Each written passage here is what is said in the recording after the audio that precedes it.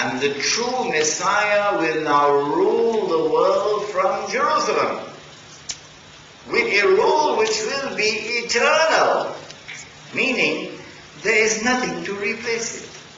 This is the end of history. The Imam al-Mahdi will live for only 7 years, and then he'll die. Said the Prophet Muhammad. I don't have this information, I'm giving you what the Prophet said. But Isa alayhi salam will live for 40 years.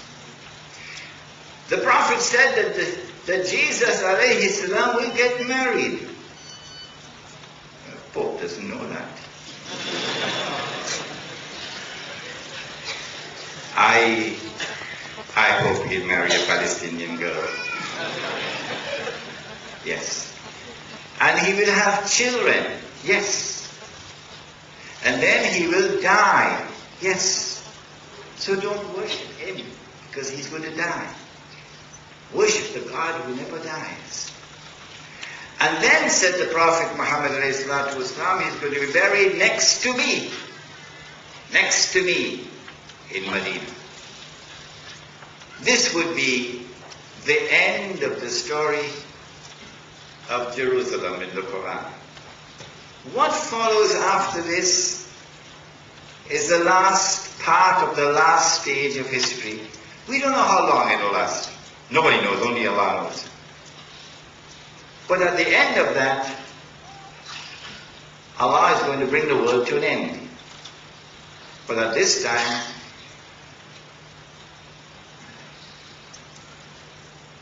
make up your mind for this hadith now.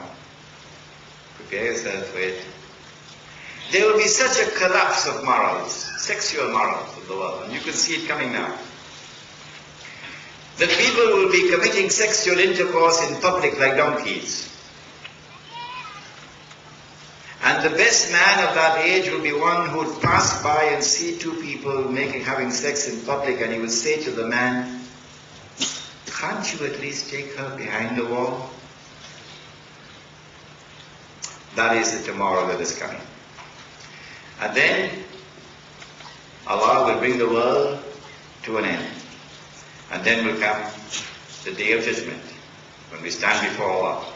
And then all that is spoken in the Quran, and which we have quoted in this book, all of these things will now be seen with the eyes which can no longer be denied. This has been Jerusalem in the Quran, and I've taken exactly 2 hours. Before I end, let me commend that you read this book, because the entire lecture is in here. I could not give you the whole lecture. And one final word, my teacher who trained me, Maulana Fadlur Rahman Ansari, was also trained by Maulana Abdul Alim Siddiqui, rahimahullah. Maulana Abdul Alim Siddiqui visited Singapore something like 26 times in the 1920s and 1930s. And I heard the story of how this masjid was established. And Maulana Fadlur Rahman Ansari, who was my teacher, he lived in Singapore in 1935 for 1 year.